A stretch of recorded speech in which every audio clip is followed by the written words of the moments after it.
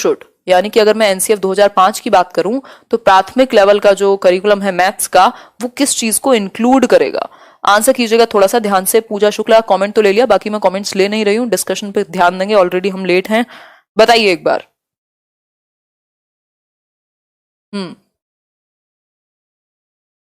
अच्छा, study with Hemant Vishwakarma. अब वो एक बार टीम से आपको कॉल करना पड़ेगा, वहां मैथ्स पेडागोजी कराना मेरी जिम्मेदारी नहीं है, मैं सीडीपी लेती हूँ, है ना, तो कुछ ना कुछ कराया जाएगा।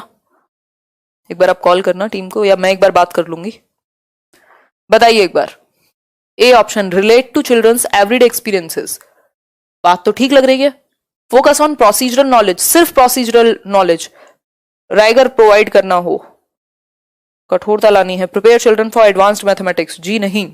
एनसीएफ का वो भी प्राइमरी लेवल की अगर हम बात करें तो आप बच्चे की रियल लाइफ से, डे टू डे लाइफ से, अगर एवरीडे लाइफ से जोड़ पा रहे हैं मैथ्स को, जो कम्युनिटी मैथमेटिक्स के थ्रू भी समझाया जाता है कि बच्चा डेली लाइफ में अपनी यूज कर पाए मैथ्स को, क्योंकि मैथ्स हर जगह है।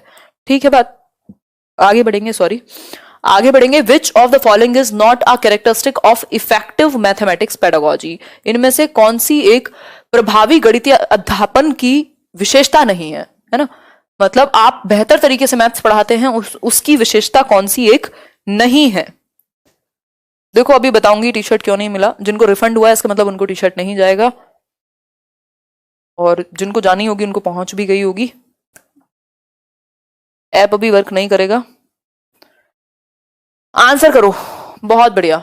Following strict time rules when introducing a new concept using various teaching learning strategies, ये तो अच्छी बात है। सिंगल कॉन्सेप्ट के लिए आप डिफरेंट स्टाइल्स यूज कर सकते हैं, फोकस कर सकते हैं कि बच्चों की गलतियों का पैटर्न कैसा होता है, फिर उसको सॉल्व कर सकते हैं, कनेक्शंस बना सकते हैं एवरीडे एक्सपीरियंसेस से। यानी ये तीनों ऐसी चीजें हैं जिनको करना चाहिए एक टीचर को। तो आपने 3 चीजें सीखी एक आंसर तक पहुंचने में, कि strict time rules when introducing a new concept, बिल्कुल रिजिड नहीं होना, आपको फ्लेक्सिबल रखना है। हो सकता है आपको 4 एग्जांपल ज्यादा देने पड़े, बच्चों को प्रीवियस जो कॉन्सेप्ट है नए कॉन्सेप्ट को इंट्रोड्यूस करने से पहले उसमें उनको कंफ्यूजन हो वो दूर करनी पड़े, है ना।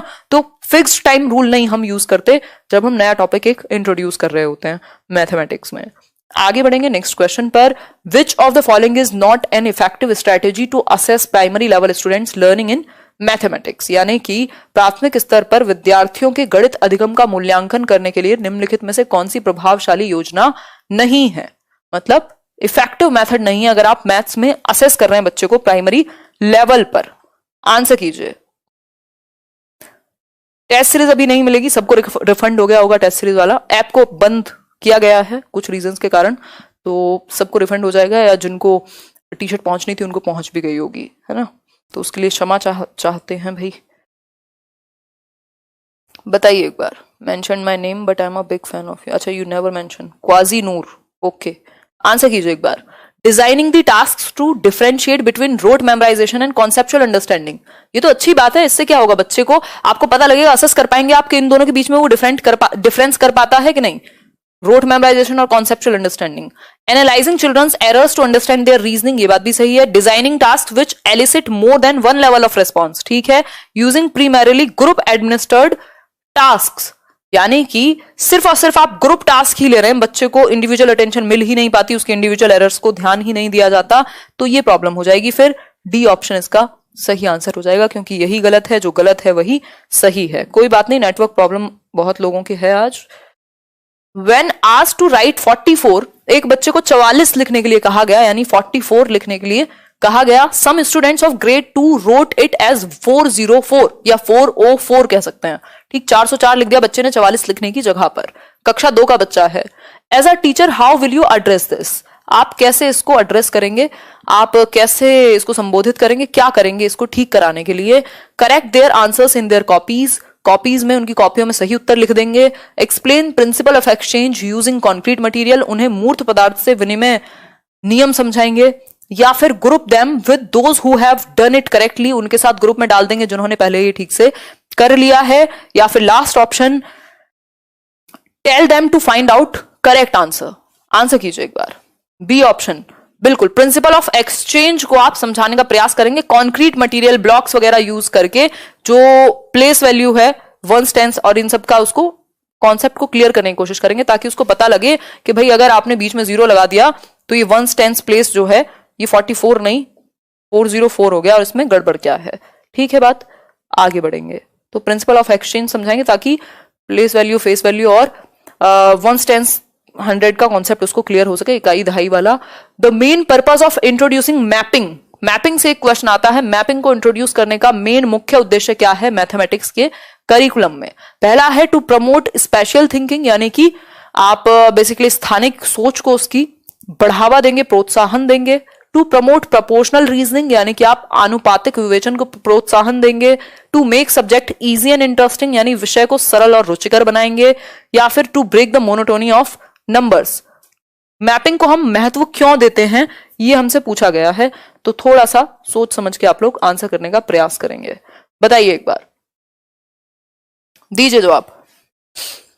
होपफुली क्वेश्चंस आप देख पा रहे होंगे। सी, ए एंड बी, यानी कि ये बात ठीक है। ए एंड बी क्या है? देखो मैपिंग के दो ही मेन रीजन है कि एक तो बच्चे का जो स्पेशल थिंकिंग है, जो शेप को और स्पेस को लेकर के वो बेहतर हो, और दूसरा आपका प्रोपोर्शनल रीजनिंग, वो प्रोपोर्शन में, जैसे आप बहुत सारी इक्वेशंस भी सॉल्व करने को देते हैं तो एक्सचेंज वगैरह के कॉन्सेप्ट को वो ठीक से समझ सके, तो प्रोपोर्शन और स्पेशल थिंकिंग बेहतर हो, इसलिए मैपिंग के कॉन्सेप्ट को इंट्रोड्यूस किया जाता है। ज्योमेट्री वगैरह में भी यूज करेंगे इसको। आगे बढ़ेंगे नेक्स्ट क्वेश्चन पर। Which of the following topics are not part of primary school mathematics curriculum as per NCF 2005? NCF 2005 के अनुसार, जो नेशनल करिकुलम फ्रेमवर्क 2005 है, उसके अनुसार कौन सी एक चीज हिस्सा नहीं है प्राइमरी मैथमेटिक्स करिकुलम का, यानी प्राइमरी लेवल पर कौन से एक टॉपिक को हम नहीं पढ़ाते एनसीएफ के अनुसार। ये क्वेश्चन पता नहीं 3 बार 4 बार मिनिमम आया होगा, कभी ये ऑप्शन बदल के कुछ और कर देगा, और आसानी से इसको आप सॉल्व कर सकते हैं। 1 नंबर फ्री का है। दीजिए जवाब, डी ऑप्शन, यानी रेशो। देखो रेशो और प्रोपोर्शन हम 5th क्लास तक नहीं पढ़ाते। जो टेसिलेशन है ये बिल्कुल सिंपल है। पैटर्न जो है आपके बेसिकली, ये मैंने शायद कभी आपको पिक्चर भी दिखाई होगी, तो डिफरेंट डिफरेंट पैटर्न्स आप एक शेप में फिट करके देख सकते हैं। तो इस तरीके के पैटर्न वाले तो बहुत सारी चीजें देखते हैं हम। सिमेट्री मतलब अगर आप हाफ में डिवाइड कर दें किसी एक चीज को तो दोनों साइड इक्वल आएंगी या नहीं, सिमेट्रिकल होंगी या नहीं, और पैटर्न्स तो कितने सारी, आप अगर किताब उठा करके देखेंगे एनसीईआरटी की तो आपको पैटर्न ही पैटर्न मिलेंगे, पिक्चर्स ही पिक्चर्स मिलेंगी। तो तीनों चीजें हैं, लेकिन रेशो नहीं होता। ठीक है बात, आगे बढ़ेंगे। Which of the following resources or TLM can be used by the teacher to show that 2 rectangles of different dimensions can have same area without using formula? यानी कि कौन से एक मेथड का, कौन से एक टीचिंग लर्निंग मटेरियल का, शिक्षण सहायक सामग्री का इस्तेमाल करके एक टीचर बता सकता है बच्चों को कि जो 2 rectangles of different dimensions, 2 rectangles हैं जो डिफरेंट डायमेंशंस के हैं, यानी अलग अलग है उनकी डायमेंशन, ठीक है, can have same area without using formula, इनका एरिया सेम हो सकता है। तो किस तरीके से बताया जा सकता है, जरा सा सोच करके बताओ। स्केल का यूज करके, ग्राफ पेपर का, थ्रेड का, या टाइल्स का? आंसर कीजिए एक बार। भाई इसके एरिया को फिल कैसे किया जा सकता है? ग्राफ पेपर में दिखा सकते हो, दर्शा सकते हो, पक्की बात। और दूसरी चीज क्या हो सकती है? टाइल्स का भी यूज कर सकते हो उसको फिल करने के लिए, एरिया को दिखाने के लिए। तो क्या होगा? बी और डी बात सही जम रही है।